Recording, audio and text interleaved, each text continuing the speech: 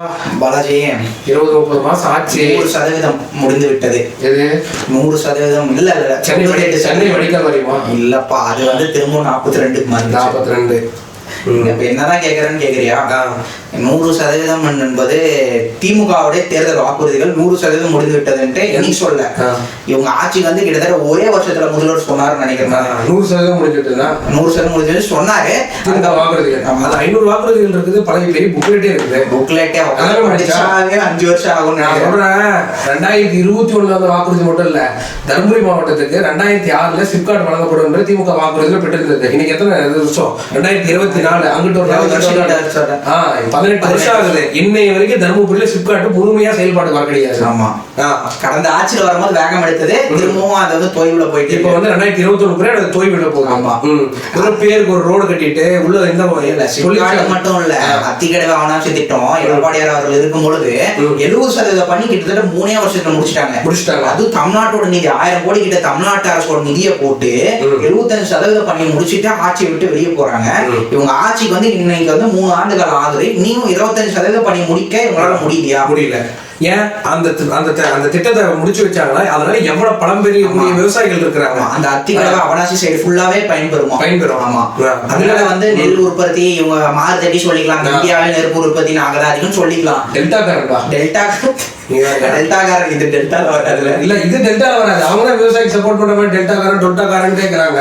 இப்ப என்னன்னா, ஒரு திட்டம் வருது, இதை பண்ணா எவ்வளவு பேர் பயனடைய போறாங்க? அவங்க என்ன பணக்காரங்களா? ஒவ்வொரு விவசாயிகளும் எவ்வளவு கஷ்டப்பட்டு நாட்டுக்காக முதுகெலும்பா இருக்கக்கூடிய அவங்க தான். அவங்களுக்கான ஒரு திட்டம் ஸ்கிராச்ல இருந்து நீ பண்ண வேண்டாம், பண்ணி வச்சுட்டாங்க. அவினாசி அதிகார திட்டம் 75% முடிஞ்ச திட்டத்தை 25% பண்ண முடியல. கேளம்பாக்கம் பேருந்து நிலையம் கூட எடப்பாடியார் கொண்டு வந்தாரு. அது ஏன் டக்கு டக்குன்னு திறக்கிறீங்க? பிவிஜி நிறுவனமா? பிவிஜி நிறுவனமே இல்லையா? அப்போ இல்லப்பா, அது ஒரு படத்துல வடிவேல் படத்துல மருதுமலை படத்துல வடிவேல் போலீஸா இருப்பாரு, கூட வந்து அர்ஜுனும் இருப்பாரு. வந்து ஒரு கைதி வந்து டோரை தர அம்மாவை பாத்துட்டு வர அப்படின்னு கெஞ்சி உள்ள போய் பார்த்தா அதே மாதிரி பிவிஜி நடிச்சா பிவிஜி இல்ல, அவளும் ஓடிட்டா போல. அது பேருக்கு பிவிஜின்னு கொடுத்து இவங்களே ஆர்டர் பாஸ் பண்ணிட்டாங்க. பிவிஜி வந்து எடுக்கிறான்னு வச்சுக்கோங்க, அந்த நிறுவனம் எடுத்திருந்தா கவர்மெண்ட்டுக்கு அவங்க 30 கோடி அதை தந்திருக்கணுமா? நீ பெரிய அந்த 30 கோடி பிவிஜி நிறுவனம் தருவாங்க. இப்ப யாரு மெயின்டெனன்ஸ் பண்றாங்க? அது வந்து அண்ணன் சேகர் பாபு அவர்களும். எனக்கு கேட்கறத வச்சு சொல்றேன், நான் ஏதோ தீர்மானமா சொல்ல, கேட்கறத வச்சு பார்த்ததையும் கேட்டதையும் சொல்றீங்க.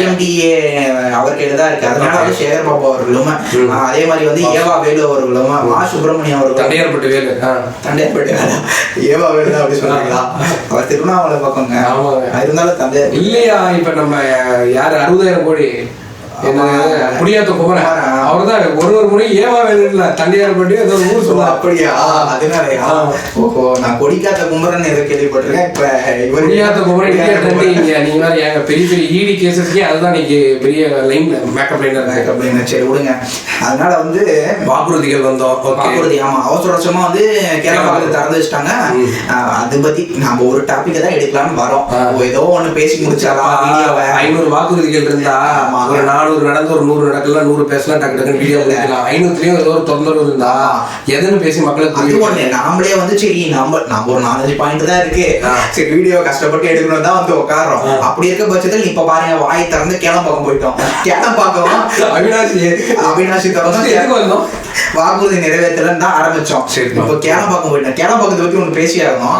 ஆம்னி பஸ் ஸ்டாண்டு கோயம்பேட்டுல நடக்குது. சரி, ஆம்னி பஸ் ஸ்டாண்ட் நீ கோயம்பேட்டுல நடக்கக்கூடாது, இயங்கக்கூடாது நீன்னு சொல்லிட்டு அவங்களுக்கு வந்து அழுத்தம் தரப்பட்டு ஜனவரி இறுதியிலே வந்து நீங்க போயிடணும்னு ஒரு டேட் சொல்லியிருக்காங்க. அதையும் மீறி வந்து தனியார் பேருந்து அங்கிருந்து இயக்கப்படும் சொல்லியிருக்காங்க. ஏன்னா வந்து அவங்களுக்கு அதான் கன்வீனியன்ட். ஏன்னா வந்து சென்னையில இருந்து வெளியே போறவங்க நிறைய பேர் வந்து சென்னைக்குள்ள வேலை செய்யறவங்க. இப்ப அவங்களுக்கு வந்து கோயம்பேட்டுல இருந்து ஆம்னி பேருந்து போனா ஈஸியா, கேளம்பாக்கம்னு ஒண்ணு இருக்கான், கிளாம்பாக்கம்னு ஒண்ணு இருக்கான். நம்ம கீழாம்பாக்கம் சொல்லும், கிளாம்பாக்கத்துல இருந்து போதா நமக்கே பேரு தெரியல. இது வடநாட்டுல இருந்து ஒருத்த வரான், எல்லாம் வந்து கர்நாடகா ஆந்திரால இருந்து ஒருத்த வரானா அவனுக்கு இந்த பேர் எப்படி புரிஞ்சு அவன் பஸ்ல எங்க போய் ஏறுவான்? பழக வேண்டியதாப்பா.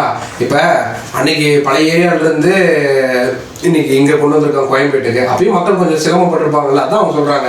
ஒரு நாடுகள் நீங்க கோயம்பேடு கட்டும்போது மட்டும் எல்லாம் நேரம் தெரிஞ்சதா வந்தீங்களா, அது புதுசு தானே, 7 தான் கட்டினாங்க. அதுக்கப்புறம் அதெல்லாம் பழகி இப்போ ஒரு 20 வருஷம் யூஸ் பண்ணியாச்சு. இப்போ வந்து புது இடம்.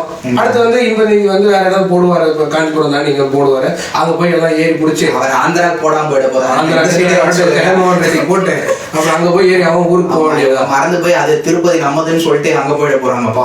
இவங்க பண்ணக்கூடிய ஆளுங்க எல்லாம் எடுத்தாங்கன்னா அப்புறம் கணக்கு நிறைய ப்ராப்ளம் வருது. அதுதான் இப்போ வந்து கேளம்பாக்கம் பத்தி பேசும்போது ஆம்னி பெருது சங்கம் வந்து என்ன சொல்லியிருக்காங்கன்னா, போக மாட்டோம்னு சொல்லி வலுக்கட்டாயமா அங்க இருந்து இயக்கியிருக்காங்க. அது இயக்க கூடாதுன்னு என்ன பண்ணிருக்காங்க, இது ஒரு ஃபங்க்ஷன் அப்ப 26 வந்து குடியரசு தினம் 3 நாள் லீவு. அந்த ஃபங்க்ஷன் அப்ப வலுக்கட்டாயமா ஒரு கிட்டத்தட்ட ஒரு 50-60 போலீஸ் இருக்குங்க.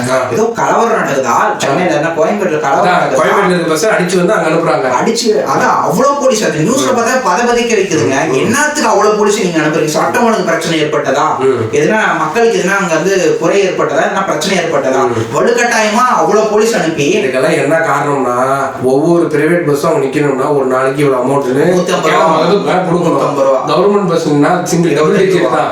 அது இன்னும் 10 மடங்கு ஆகுது. புரியுதா இல்லையா? கோடி கணக்கில் போட்டு பஸ் ஸ்டாண்ட் கட்டி இருக்குது. எனக்கு தெரிஞ்ச 20 மாசம் தான் இருக்குது. காசு எடுக்கணும். நீங்க பாட்டுக்கு இங்கே நிறுத்தி மக்களுக்கு நல்லா பார்த்துட்டு இருந்தா சுயநலம் இருக்குதுல்லப்பா. என்ன போக புரியுது. இவங்க வந்து காசு எடுக்கணும்னு இப்படி பண்றாங்க. பஸ் நிக்கணும், நின்னாதானே கரெக்ஷன் பண்ண முடியும். அதே பஸ் ஸ்டாண்ட்ல கண்ணாடி மாதிரி இருக்குது. பஸ் தூங்குறது டிரைவர் கண்டக்டருக்குலாம் வெயிட்டிங் ஏரியா இருக்குது. அப்ப காசு ஏற்றி காவேரி மருத்துவமனை திறந்துருக்காங்க. பார்த்து போங்க மக்களே. பில் எப்படி வரும்னு தெரியாது. கம்மியா தான் ஒரு அண்ணன் செந்தில் பாலாஜி அங்கதான் போனாரு. அப்படி கம்மியா வரது வாய்ப்பு. செந்தில் பாலாஜி கம்மியா வரும், ஏன்னா நிறைய கொடுத்துருக்காரு. அவருக்கு ஒண்ணுமே இல்லை, அப்ப கம்மியா தானே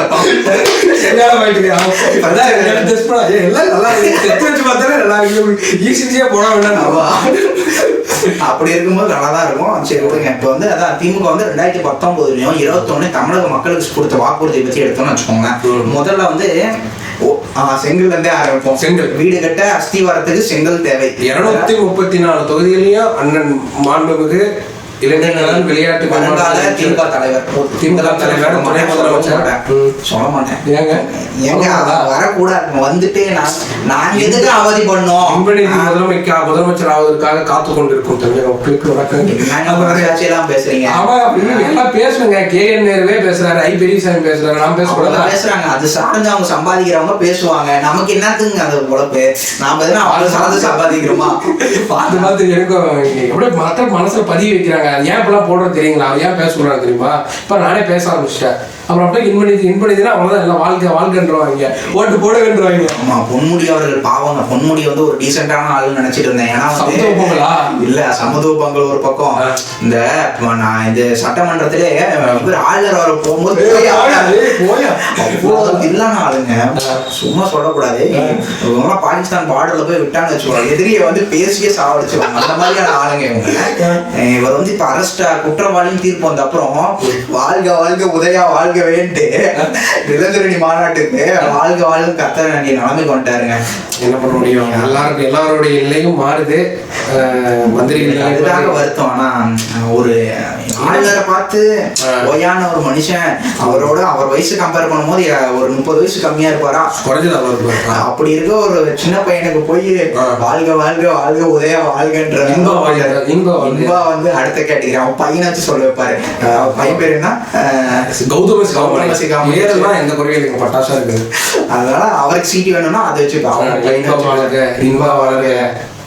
இப்ப நம்ம வந்து செங்கல் மேட்டருக்கு வருவோம். செங்கல் மேட்டர் 234 தொகுதியிலும் போயிட்டு எடுக்கிறது என்னங்க இதுங்கிறது.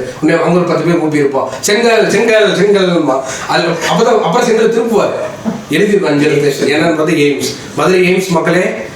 அதிமுக அடிமை ஆட்சி. அதிமுக நான் பாஜக கூட கூட்டணி இருக்கிறாங்க, இருந்துமே ஒரே ஒரு செங்கலை தான் நட்டாங்க. அதையும் நான் எடுத்துட்டு வந்துட்டு இப்போ அங்க எதுவுமே இல்ல. ஆமா, அப்படி இப்படின்னு ஒரே குற்றச்சாட்டுகள். ஆமா. ஆனா அவர் என்ன சொன்னாரு, திமுக ஆட்சிக்கு வந்தவுடன் மதுரையில் எய்ம்ஸ் கட்டப்படும், நாங்க உடனடியாக அட்மிஷன் போட்டு அங்க மாணவர்கள் பயிலுவதற்காக அனைத்து முயற்சிகளும் எடுக்கப்படும். என்ன போற போக பார்த்தா 2021 மே மார்ச்ல சொன்னாங்க இந்த வாக்குறுதிகள். இது இல்ல 19 சொல்லாங்க எய்ம்ஸ் மேட்டர். ஆனா 2027 வரைக்கும் நான் சொல்றேன், எழுதி வச்சுக்கோங்க. மதுரையில புது கட்டடத்துல எய்ம்ஸ்ல அட்மிஷன் நடக்காது. அது கட்ட முடியாதுங்க, கட்ட முடியாத மாட்டாங்க. இவங்க எதுனா அழுத்தம் கொடுத்தா தானே கட்டுவாங்க. இப்ப உங்களோட குற்றச்சாட்டு என்ன? அதெல்லாம் ஒரு இப்ப ஸ்டாலின் தான் வராரு, செங்கல் இதெல்லாம் வந்து ஒரு அந்த 3% வாக்கு வித்தியாசம் வரதுக்கு இதெல்லாம் ஒரு பர்சன்ட்கான பலன்கள் இருக்குது. ஆனா அந்த மாதிரியான ஒரு விளம்பர அரசியலை நீங்க பண்ணிட்டு இப்ப அதிமுக பண்ணல, அடிமை அரசியல், அவங்களுக்கு பணிந்து போறாங்க, பாஜகவோட அடிமைகளா இருக்காங்க, கூட்டணி இருந்துமே கொண்டு வர முடியலன்னு அவங்களுக்கு குற்றச்சாட்டு சொன்னீங்க. மக்கள் என்ன சொன்னாங்க? ஆமாப்பா அதிமுக கொண்டு வர முடியல, திமுக கொடுத்தோம்னா நம்ம பிள்ளைங்களாம் மதுரையிலேயே விட்டுக்கலாம், கேளம்பாக்கத்துல ஏன்னா மதுரையில போயிடலாம் அப்படின்னு ஈஸி நினைச்சிருப்பாங்க. இவரை நம்பி ஓட்டு போட்டா அந்த இருந்து ஒரு சங்கம் தூக்கி போயிட்டாரா இப்ப கட்டலன்றாரு. இப்ப மதுரை இப்ப நிர்மலா சீதாராமன் அவர்கள் வந்து இந்த பட்ஜெட் தாக்கல், மாண்புமிகு நிர்மலா சீதாராமன் அவர்கள் வந்து பட்ஜெட் தாக்கல்ல வீடியோ பாக்குறவங்க சொல்லிடுறோம், மாண்புமிகுன்னு சொல்லன்ட்டு தப்பா நினைச்சுக்காதீங்க. நீங்களே அமைச்சர்களோ மந்திரிகளோ முன்னாள் அமைச்சர்களோ முதல்வர்களோ வந்தாலும் முன்னாடி மாண்புமிகு நீங்களே அசிம் பண்ணி பட்ஜெட் தாக்கல் வந்து 16 மருத்துவக் கல்லூரிகள் இந்தியாவிலேயே பெருமிதமாக கொண்டு வரப்பட்டது, முன்னாடி கட்சிகள் கொண்டு வரல அப்படின்னு ஒரே இது நிறைய பேசிட்டே இருந்தாங்க. இல்ல பேசிங்க, சும்மா டைவர்ட் பண்ண பார்த்தா டைவர்ட் ஆயிட்டீங்க. அண்ணாமலை மாதிரி ஸ்ட்ராங்கா இருக்கணும். 20,000 புத்தகம் படிச்சீங்களா இல்லையா? இன்னும் 10,000 படிக்கணும், படிச்சிடலாம். அந்த மாதிரி நிறைய சொன்ன உடனே எஸ்பி வெங்கடேஸ்வரன் வருது. வெங்கடேஸ்வரன் மதுரை கம்யூனிஸ்ட் எம்பி வந்து என்ன பண்றாருன்னா, உடனே இது வந்து ஒரு மிகப்பெரிய 16 மருத்துவக் கல்லூரிகள்லாம் கொண்டு வர கிடையாது, எதுவுமே கட்டுமான பணிகள் நடவடிக்கை. நீங்க ஒரு நிர்மலா சீதாராமன் ஒரு மத்திய மந்திரியை பார்த்து நீங்க அந்த கேட்கிற கொஸ்டின் ட்விட்டர்ல ஏன் நீங்க உதயநிதி எவ்வளவோ சந்திக்கிறாங்கல்ல, பொங்கல் வந்தா போதும், அது வந்தா போதும், இது வந்தா போதும், போய் புக்கு நீட்டு அது நீட்டு இருக்கோம், ஏப்பா செங்கல் எல்லாம் 234 தொகுதியில தூக்கணும் இல்ல, அதுக்கான என்ன முயற்சி எடுத்து அந்த பணி வந்து 2026 நடைபெறுமா நடைபெறாதா? ஆமா அப்படின்னா கேட்கணும். உதயநிதியை கேட்கறதோட உதயநிதி கிட்ட சொல்லி அமைச்சிருக்கலாம், டெல்லிக்கு போய் மோடி அவர்களை கூப்பிடாரு அதே மாதிரி இந்த கடைசியாவது ஒரு வாரத்தை எந்திரிச்சு வரும்போதாவது இந்த எய்ம்ஸ் அடிக்கல் நாட்டுங்க 16க்கும் கட்டுறீங்களோ இல்லையோ இந்த ஒண்ணு கட்டி கொடுங்க. இல்லைன்னா இன்னொன்னு பண்ணிருப்பாங்க, ஆக சிறந்த ஆளுங்கட்சி நான் என்ன பண்ணிருக்கலாம்னா, திமுக வந்து பிஜேபியோட அடிமை இல்லைன்னா என்ன பண்ணிருக்கலாம்னா, திருச்சிக்கு மோடி அவர்கள் வந்திருந்தாரு, மாநாட்டுல இவங்க எல்லாம் ஒன்னா கலந்துக்கிறாங்க. அந்த பட்டமளிப்பு விழாவில ஸ்டாலின் இருக்காரு, உதயநிதி இருக்காரு, அதே மாதிரி வந்து இன்னொருத்தர் யாரு, மோடி இருக்காரு, மத்திய விளையாட்டு மந்திரி இருந்தாரு, எல்லாருமே இருக்காங்க. அந்த மேடையிலேயே என்ன பண்ணிருக்கணும், ஸ்டாலின் அவர்கள் எய்ம்ஸ் நீங்க கட்டுவீங்களா கட்ட மாட்டீங்களா அப்படின்னு சொல்லியிருக்கணும். சொல்லியிருந்தா அரங்கம் அதிர்ந்திருக்குமா அதிர்ந்திருக்கா? இப்போ ஏதோ சொல்லி வச்சிருப்பாங்க கீ வார்த்தைகள், இப்படி இந்த வார்த்தைகள் வரும் வந்தோடனே ஒளிச்சு வந்து பறக்கணும்னு சொல்லியிருப்பாங்க. அந்த மாதிரி சொல்லாம கூட இந்த வார்த்தையை சொல்லியிருந்தாங்கன்னா அனைத்து குழந்தைகளும் அனைத்து கல்லூரி மாணவிகளும் மாணவர்களும் கத்திருப்பாங்க. அது அவங்க மட்டும் இந்தியா கூட்டணிக்கு ஒரு மைலேஜா இருந்திருக்கும், ட்ரெண்டிங் ஆயிருக்கும். அப்ப அவங்களும் சிந்திச்சிருப்பாங்க, ஆமா நம்ம அறிவிச்சிருக்கிறோம், அடிக்கல் நாட்டு இருக்கிறோம், 4 ஆண்டுகளுக்கு முன்னாடி நாட்டு அடிக்கல் இனிமே நடப்பேன்னா அதுக்கு ஒரு ஸ்டெப் எடுத்து வச்சிருப்பாங்க. அவசர அவசரமா ஏதோ ஆரம்பிச்சு அதை வச்சிருப்பாங்க. ஏன்னா வந்து தனியா ஆரம்பிக்க போறாங்க, அதனால பயந்து இருப்பாங்க, பயந்து வந்து ஏதோ பண்ணிடாது இருந்திருப்பாங்க. அது அப்பயும் பேச முடியல. சரி எய்ம்ஸ் ஒரு பக்கம், எய்ம்ஸுக்கு வந்து இவங்களால வந்து முற்றுப்புள்ளி வைக்க முடியல, தொடக்க புள்ளி வைக்க முடியல, அதுக்கப்புறம் எனக்கு தெரிஞ்சு திருப்பி 2026 விஜய்ன்றாங்க. யார் வருவாங்களோ தெரியல. வரவங்க எய்ம்ஸை கட்டுங்க, கட்ட முடியலையா வாக்குறுதியில சேர்த்தாதீங்க. விஜய்க்கு போறீங்க சம்பந்தமே இல்ல, வர மாட்டாருன்னு சோசியல் மீடியாலாம் ஃபுல்லா பவர். ஆனா பயமா இருக்குங்க, சோசியல் மீடியால மட்டும்தான் அந்த பையன். அது வந்து அந்த வாக்குறுதி பட்டியல் அம்மாவும் சரி, வயசான பாட்டி அம்மாவும் சரி, அவங்களாம் சோசியல் மீடியா பாக்குறது இல்ல. விஜய் அவர்கள் கட்சி ஆரம்பிச்ச உடனே வந்து கூட்டம் வந்து விஜய் ரசிகர் மன்ற கூட்டம், சாதாரண படத்துக்கு வர கூட்டம். நீங்க வந்து நம்ம அடுத்த வீடியோல திமுக வாக்குறுதிக்கு நீட் பத்தி பேசுவாங்க. நீட்டு வந்த உடனே முதல் கையெழுத்து தான் நீட்டு. இது வரைக்கும் உதயநிதி அவர்கள் எத்தனை கையெழுத்து போட்டுருப்பாரு? ஒரு 5000 கையெழுத்து, 50 லட்சம் கையெழுத்து வருது. அதுல வந்து பாதி சிபாரிசு கையெழுத்துல இருக்கும். சிபாரிசு கையெழுத்துனா வந்து அந்த பண்ணி கொடுங்க, கலெக்டர் வந்து என் சார்பில் போடுங்க, என்னோட ஐபிஎஸ் ஆளுங்களை போடுங்க, ஐபிஎஸ் ஆஃபீஸரை போடுங்க சிபாரிசு. சமீபத்தில் இன்னொரு சிபாரிசு நயன்தாரா அவர்களுக்கு வந்து அன்னபோஸ்டா அன்னபூர்ணா படம் இஷ்யூ வந்த அப்புறம் ஏதோ சிபாரிசு டெல்லிக்கே கொடுத்ததா ஒரு டாக் வந்தது. நானும் வந்து யூடியூப்ல அப்படி பாக்குறதான், உண்மையா போயிட்டு தெரியல. ஆனா இப்படி சிபாரிசு பண்ணியிருக்காருன்றாங்க. இத்தனை சிபாரிசு பண்றீங்களே, 234 தொகுதிகளையும் ஒவ்வொரு வாக்காளர்களுக்கும் ஒரு என்ன கொடுத்தீங்க, வாக்குறுதி கொடுத்தீங்க. நீக்கப்படுங்க, நீக்க முடிஞ்சா நீக்க முடியும்னு சொல்லுங்க, நீக்க முடியலையே எதுக்கு அந்த வாக்குறுதி சேர்த்துறீங்க? சரி விடுங்க, நீட்ட நீக்க முடியல. ஆனா இவங்க இன்னொன்னு நீக்கிட்டாங்க, நீட் கோச்சிங்லாம் நீக்கிட்டாங்க. அப்படி எப்படி டாக்டர் ஆகணும்னா நீட் வேணும், நீட் கோச்சிங் நீக்கிட்டு எப்படி டாக்டர் ஆகுது? அதான் நீட்டும் நீக்க போறோம்ல, முன்கூட்டியே அதை நீக்கிட்டோம். இப்ப மக்களுக்கு இப்ப இப்ப தண்ணி எப்படி சொல்றது, கரண்ட் நாளைக்கு கட்டு பண்றோம்னா என்ன சொல்லுவாங்கன்னா ஒரு நாள் முன்னாடி நோட்டிபிகேஷன் வந்துடும் நாளைக்கு கரண்ட் இருக்காதுன்ட்டு. அதே மாதிரிதான் நீட் கோச்சிங்க அதிமுக தொடர்ந்தாங்க. அதை இப்ப நிறுத்திட்டோம்னா இப்ப என்ன அர்த்தம், அடுத்த அறிகுறி என்னது, நீட்டே நீக்க போறோம் அப்படின்னு அர்த்தம். நீட் கோச்சிங் நிறுத்திட்டாங்க, நீட் வந்து அடுத்த வருஷம் நிறுத்த போறாங்க. நடுவில் இருக்கக்கூடிய இடர்பட்ட 3 ஆண்டுகள் 4 ஆண்டுகள் மாணவர்கள் எப்படி மெடிக்கல் போகுது? அது நீ எங்களை கேட்டு என்னங்க பண்றது, மாண்புமிகு உதயநிதி அவர்களை தான் கேட்கணும். உதயநிதி அவர்கள் நீட்டை நீக்கிட்டாங்க. உதயநிதி அவர்களும் அடுத்த பொதுச்செயலாளரான அன்பில் மகேஷ் கேட்கணும். கல்வித்துறை அமைச்சர் வேற, இப்ப கல்வித்துறை அமைச்சர் கூடிய சீக்கிரம் வந்து தமிழகத்துடைய திமுகவுடைய பொதுச்செயலாளர் அவர் தான் ஆவார்னு சொல்றாங்க. அடுத்த தலைக்கட்டுக்கு போற சொல்றீங்க. போனப்போ அண்ணன் போக மாட்டாரு. அண்ணனோட நோக்கம் இன்ப நிதியை முதல்வர் ஆக்கிட்டு தான் அவர் போவனாரு. அதுவும் ஆக்க போறது இல்ல. சரி விடுங்க. இப்ப நீட் வந்து ரொம்ப ஏமாற்றமான வாக்குறுதிகள் தமிழக மக்களுக்கு. இப்ப திருப்பி 2026 வருவார்கள் இல்லைங்களா? இப்போ போன டைம் விட இந்த டைம்லலாம் அதிக டைம் ஸ்பெண்ட் பண்ணுவாங்க. வேணா ஸ்டாலின் அவர்களுக்கு உடல்நிலை கொஞ்சம் சோர்வாக இருக்கிற காரணத்தால உதயநிதி தான் ஃபுல் ஃபார்ம்ல சூறாவளி அவரே பேசினாரு. மீட்டிங் எப்படிலாம் நீங்க பேசுறதுனால அவரே வந்து பேசினாரு, எனக்கு தான் யாரு நல்லா இல்லைன்னா நீங்க சந்தோஷமா இருக்கிறத பார்த்து நான் இன்னும் சந்தோஷப்படுறேன், இன்னும் வேகமா செயல்படுறேன்னு சொன்னாரு. யார் சந்தோஷமா?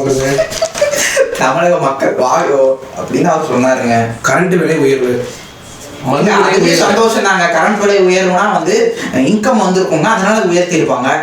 என்ன இன்கம்? மக்களுக்கு வந்து இப்ப மாச சம்பளம் உயர்ந்திருக்கும் ஒரு வேலை, அதனால உயர்த்தி இருப்பாங்க. கரண்ட் விலை உயர்வு, அடுத்து மது விலை உயர்வு. பிப்ரவரி மாசம் எல்லா மதுவுக்கும் திரும்பி உயர்வு. மது விலை உயர்வுன்னு தெரியும். ஒரு ஃபார்முலா அதுக்கு தான் கொண்டு வந்திருக்காங்க. என்ன தெரியுமா, பாட்டில போய் 20 கொடுத்தா 10 ரூபா ரிட்டர்ன் தராங்க.